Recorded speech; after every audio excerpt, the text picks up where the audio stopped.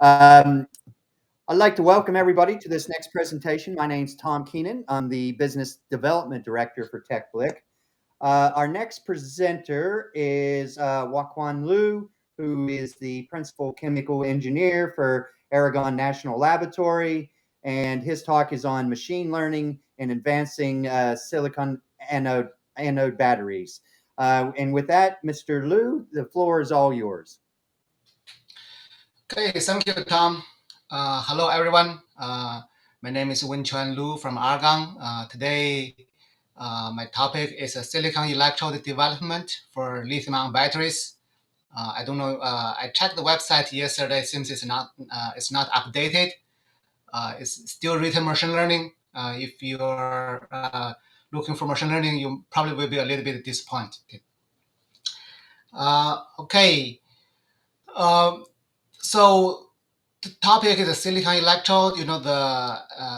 Though the energy density of lithium-ion batteries has been tripled or almost quadrupled in the past 30 years, but still the demand for the high energy lithium-ion battery still exists. In the past, I think the energy density increase mainly caused by the optimization of the battery design and the electrode design. There's no significant change in the material development.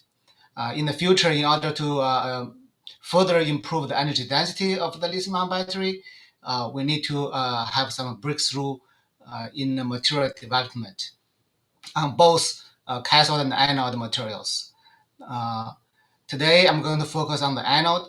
As you can see, the silicon really has a huge potential to improve the energy density due to its much higher capacity compared to the graphite.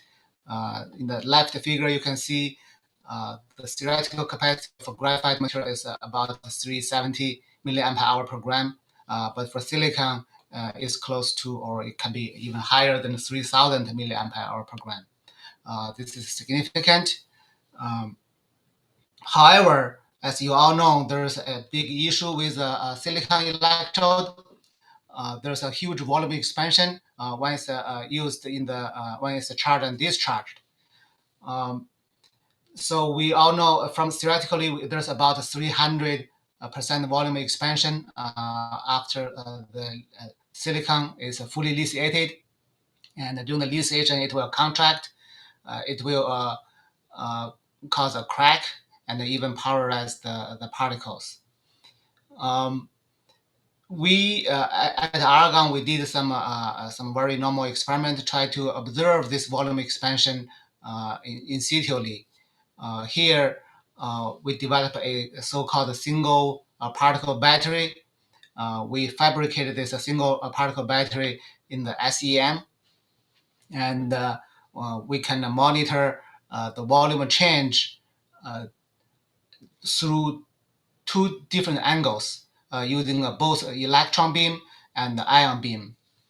On the right hand side, there's two pictures for the pristine silicon particle. We weld this silicon particle to a probe, and you can see this particle from two different angles, from side and from top. It's has a very regular shape. The particle size is over 5 micrometer, and then the uniqueness of this setup is we can do real charge and discharge, just like you charge your battery using constant current. In the past, a lot of researchers has done the similar in situ work using even TEM, but in those setups, they can only do the constant voltage charge and discharge, which is different to a real scenario. So here we can do the real constant current charge and discharge. You can see this is a voltage profile. It's very typical voltage profile for silicon material.